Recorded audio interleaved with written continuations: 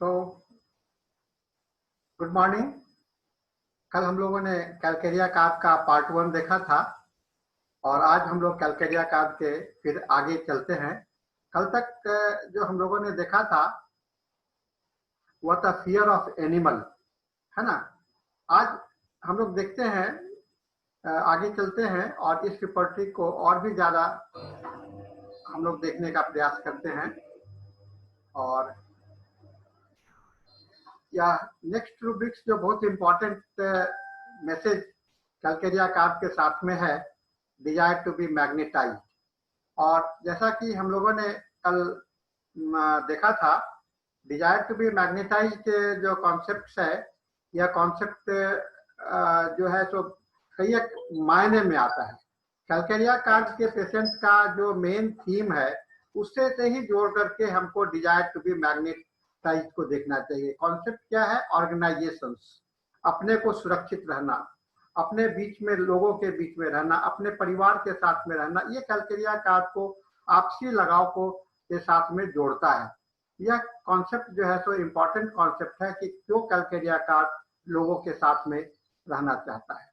और यह एक साथ रहने की प्रवृत्ति, एक साथ रहने की इच्छा कैलकेरिया कार्प के लिए, अध्ययन के लिए महत्वपूर्ण होता है और बहुत ही महत्वपूर्ण लक्षण के रूप में कैलकेरिया कार्प के अंदर में देखा जा सकता है। दूसरा चीज जो हम लोग अक्सर सुना करते हैं वह है आपको fair, fat and flabby inclination to grow in the children, है ना। खास करके बच्चे जब बड़े होते हैं तो धीरे धीरे थोड़े से फैट होते हैं। और एक बहुत बड़ी बात होती है कि बच्चों को जब खाने की बात आती है तो माता पिता, गार्जियंस इस तरह से उसके पीछे पड़े रहते हैं जैसे कि वह आज ही मोटा हो जाए, आज ही ये हो जाए, और खाने के पीछे पड़े रहते हैं। और इस इरेगुलर डाइटिंग हैबिट के कारण, इरेगुलर मदर केयर के कारण, इरेगुलर जो इनअप्रोप्रिएट केयर के कारण, जो सही नहीं है उसके कारण शरीर का जो आकार जो है सो बदल जाता है। और अधिकांश मदर जो कि ट्रेंड नहीं है कि बच्चों को कब से खाना देना चाहिए, कितना देना चाहिए, और वहां पर ऐसे बच्चे काफी आपको दिखलाई पड़ते हैं। माँ पड़ी रहती है पीछे, ये खा लो, वो खा लो, ये खा लो, ये हो जाते हैं। और इससे क्या होता है, बच्चा खाली खाना सीख जाता है और खाने की आदत जब बनने लगती है तो वह उसका अंदर में मोटापा होना जरूरी होता है। और मोटापा ऐसा होता है कि वह इरेगुलर शेप का दिखलाई पड़ता है, अच्छा भी नहीं दिखलाई पड़ता है और थुलथुला तो दिखलाई पड़ता है लेकिन सिमेट्रिकल नहीं होता है। और इसके साथ में आप देखिएगा कि इसमें लेट लर्निंग टू वॉक है, सब सारा समय व्यस्त होता है खाना खाने में, इसमें तो चलना सीखना, ये करना, तो सारे काम जो है, एक्टिविटी जो है सो सुस्त पड़ जाते हैं, है ना। डेंटेशन का प्रॉब्लम सुस्त हो जाएगा, स्पॉन्टेनियस का क्लोजिंग सुस्त हो जाएगा। तो ये कैलकेरिया कार्प का बहुत ही महत्वपूर्ण सिम्टम्स होता है। इसके सारे कार्य जो है तो सुस्त पड़ जाते हैं, डल हो जाता है डेंटेशन। और आप देखिएगा इस तरह के पेशेंट आपको मिलेंगे तो हार्ड एब्डोमेन, है ना, बहुत सारा बड़ा एब्डोमेन है, बढ़ा हुआ है, ग्लैंड्स बढ़े हुए हैं, ये सब आपको फेयर एंड फैट फ्लैबी का इंडिकेशन दिखलाई पड़ता है। फेयर एंड फैट फ्लैबी के पीछे में आपको मानसिकता यह होनी चाहिए, यह समझना चाहिए, irregular shape and size. Irregular shape and size, इसका ट्रांसलेशन कैलकेरिया कार्प के संदर्भ में जब आप करते हैं तो इरेगुलर शेप एंड साइज को ही आपको दिमाग में रखना चाहिए, ठीक है ना। कैलकेरिया कार्प के पेशेंट बहुत चिड़चिड़े हुआ करते हैं, थोड़ा सा मौसम बदलता है, ठंडा लग जाता है, फ्रीक्वेंट कोल्ड होता है, जाड़ा के मौसम में सर्दी होने लगते हैं, वेदर चेंज से बढ़ता है, local symptoms, sensation of the coldness, कोई हाथ ठंडा लग रहा है, पैर ठंडा लग रहा है, ये सारे लक्षण कैलकेरिया कार्प के साथ में आपको दिखाई पड़ेगा। कैलकेरिया कार्प के पेशेंट जो है सो फिजिकल एक्सर्शंस नहीं करना चाहते हैं और मोशन से इनको एवर्सन होता है, चलना नहीं चाहते हैं, काम नहीं करना चाहते हैं, मेहनत नहीं करना चाहते हैं, सारे चीज स्लोनेस का जो साथ में जुड़ाव है यह कैलकेरिया कार्प के साथ में आपको यहाँ पर दिखलाई पड़ता है। स्टिमुलस जनरलाइजेशन बहुत इंपॉर्टेंट है। ये एक उत्तेजना की आवश्यकता होती है ना। अब लाइंग ऑन द बैक एमलोरेट होता है, लाइंग ऑन द साइड इनको लाइंग ऑन द साइड इनको बढ़ता है, उनको मोटिवेट करने की आवश्यकता कैलकेरिया कार्प के लिए, इसलिए स्टिमुलस जनरलाइजेशन इसके लिए जरूरी है।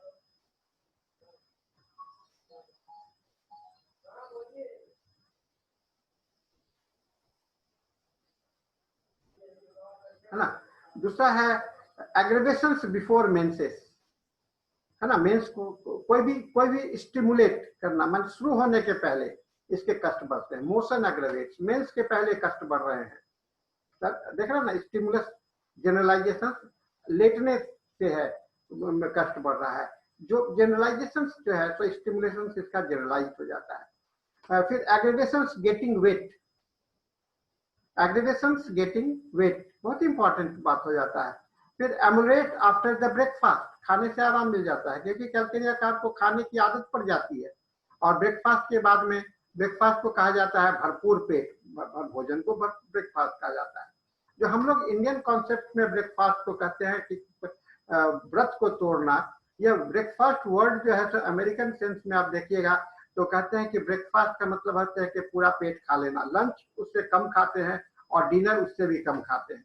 तो मैंने ये जब पूरा पेट भरा हुआ होता है, इसको ऐसा मीनिंग ट्रांसलेट करना चाहिए, जब भर पेट खाते हैं तो उनका कष्ट जो है तो आराम हो जाता है। ईटिंग एमुलरेट, ये बहुत इंपॉर्टेंट सिम्टम्स है, और फास्टिंग एग्रेवेट्स इस कैलकेरिया कार्प के महत्वपूर्ण सिम्टम्स है। लंबे नींद के बाद में इसके कष्ट बढ़ जाते हैं, है ना, लंबे नींद के बाद में। मिल्क से इनको एवर्सन है और उससे एग्रेवेट भी करता है, पसंद नहीं करते हैं, और इसको उससे कष्ट भी इसका एग्रेवेट कर जाता है। ठीक है। Strong desire for sweets and salty and soft foods, इन्हें अंडे खाने, सॉफ्ट बॉइल्ड एग का खाने की इच्छा है, मिठाइयों के प्रति काफी प्रेमी है ना, ये मीठा खूब पसंद करते हैं, और बॉइल्ड एग्स बहुत ज्यादा पसंद करते हैं कैलकेरिया कार्प। लोकल पर्सपिरेशन, कोई एक खास जगह पर पसीना आ रहा है ना, खास करके सिर पर, कांख में, गर्दन में, और पसीने का गंध जो है सो खट्टा होता है, बहुत ज्यादा होता है, और थोड़े से भी एक्सर्शन के बाद में पसीना जो है सो बढ़ने लगता है। ये कैलकेरिया कार्प के लिए एक महत्वपूर्ण इंडिकेशन है। जनरल सावरनेस, जहां भी खट्टा देखो, है ना, खट्टा का स्मेल का चर्चा आता है, आप कैलकेरिया कार्प को सोच सकते हैं। जैसे आपका डायरिया का स्मेल है, वॉमिटिंग का स्मेल है, पसीना का स्मेल है, शरीर का स्मेल है, सलाइवा का स्मेल है, जहां भी आपको खट्टापन का जिक्र आता है, आपको कैलकेरिया कार्प इंपॉर्टेंट मेडिसिन हो जाता है। Local sensations of coldness and coldness spot और कोल्ड डैम्प फीट, लोकल सेंसेशन में ठंडा है, माने पैर में ठंडा है, हाथ में ठंडा है, कहीं एक जगह पर स्पॉट्स में ठंडापन होना कैलकेरिया कार्प के लिए एक इंपॉर्टेंट सिम्टम्स आता है।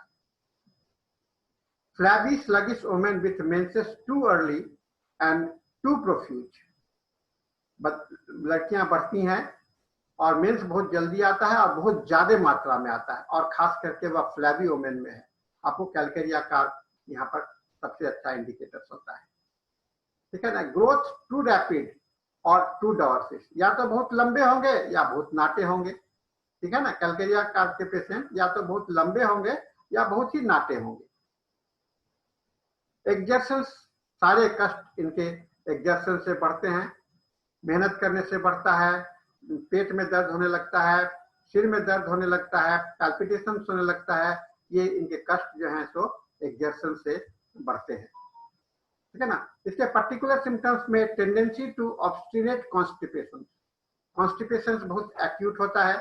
इनएक्टिविटी ऑफ रेक्टम्स आप देखिएगा इसमें, है ना, इसका स्टूल का कलर जो होता है चॉक व्हाइट स्टूल दिखाई पड़ता है, और इस तरह के पेशेंट को coffee, meat, tobacco, milk, slimy food, smoking, warm food, alcohol, beer, bread, cooked food, fat and rich food और ग्रिल से इनको नापसंद है। कैलकेरिया कार्प के बहुत सारी इच्छाएं हैं, आप देख रहे हैं लिस्ट बहुत लंबा है, एग्स है, बॉइल्ड एग्स है, चॉक, कार्प, चारकोल, मिट्टी, क्या नहीं खा सकते हैं, है ना। अधिकांश चीज ये खा सकते हैं, बहुत कम ही चीज है जो कि ये नापसंद करते हैं, है ना। तो जहां पर बहुत चीजों की पसंदगी ज्यादा हो और कम चीजों से अवर्सन हो या किसी चीज से अवर्सन नहीं हो, सारे चीज अच्छे लगते हो, कैलकेरिया कार्प का इंडिकेशन बनता है ना।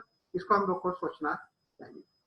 इसके कष्ट जो है सो खाने के मामले में आप देखिएगा, खाने के बाद में इसके कष्ट बढ़ जाते हैं। Dry food, milk, bean, salad, smoked meat, ये सारी चीजों से कष्ट इनके बढ़ते हैं और इनको केवल आराम मिलता है आपको कोल्ड ड्रिंक से, ठंडे। इनका शरीर का जो अंग है वह है आपको न्यूट्रिशन, इनका मेन मुद्दा है।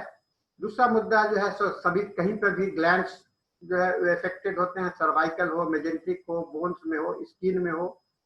बोन अलग हेडिंग है, स्किन अलग हेडिंग है। Blood, chest, right lungs, heart, children, right side and the left side, ये इसके शरीर के अंग जो है सो ज्यादा सेंसिटिव एरिया कहलाता है। इनके कष्ट जो है मॉडलिटी आपने देखा था, ठंडा से बढ़ता है, raw air, wet bathing, exertion, physical exertions, dentitions, pressure of the cloths, dry fruits, sexual excesses के बाद में stretching the affected parts, suckling children, fasting और full moon से।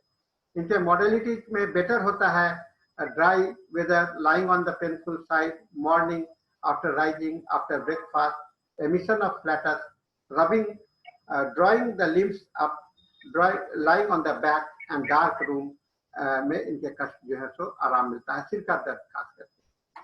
तो की पॉइंट्स इस दवा का है, delayed and slow development, fat and flabby और टेंडेंसी टू, ये दिमाग में हमको रखना है। और मैं जो फैट फेयर फ्लैबी का जो अर्थ बताया उसको दिमाग में रखना है। Fear symptoms, fear many symptoms, fear many fear and anxiety, extreme chilliness, liability to take cold, tendency, coldness in a spot, profuse shower perspiration, खट्टे आते हैं, पसीना आता है और खास करके मेहनत के बाद में और सोने के समय में। इनको खाने में पसंद के विषय में जो मैंने बताया था, इसका प्रमुख लक्षण है स्वीट्स का क्रेविंग, सॉफ्ट बॉइल्ड एग का क्रेविंग और सॉल्ट से aversion and aggravation from the milk, और एग्रीवेशन ऊंचाइयों से कैलकेरिया कार्प को बहुत ज्यादा भय लगता है। ये कैलकेरिया कार्प का जो एक जनरलाइज सिम्टम्स है और इसको दिमाग में अपना की पॉइंट्स बना करके रखिएगा और इसी को दिमाग में रख करके मैथमेटिका के अन्य भाग में आप पढ़ने का और भी मैथमेटिका को पढ़ने का कोशिश कीजिएगा तो कैलकेरिया कार्प के विषय में, क्योंकि कैलकेरिया कार्प को बार बार पढ़ना बहुत ही आवश्यक है। इसको पढ़ने के बाद ही, बार बार पढ़ने से ही आपको कैलकेरिया कार्प का विशेषता को आप समझ सकते हैं। और यह चूंकि बहुत ही आवश्यक मेडिसिन में आता है, जैसा कि मैंने शुरू में बताया था, सल्फर, लाइकोपोडियम और कैलकेरिया कार्प आपका पाइवोटल मेडिसिन होम्योपैथिक प्रैक्टिस के लिए बनता है, इसीलिए इसको हम लोगों को विशेष ध्यान हम लोगों को देना चाहिए। ठीक है ना। तो इसके साथ में हम लोग का आज का ये लेक्चर जो है तो यहाँ पर समाप्त होता है और हम लोग आज इस पर, क्योंकि हम लोगों के पास में और भी बहुत सारा समय है, हम लोग इसको और भी देख सकते हैं।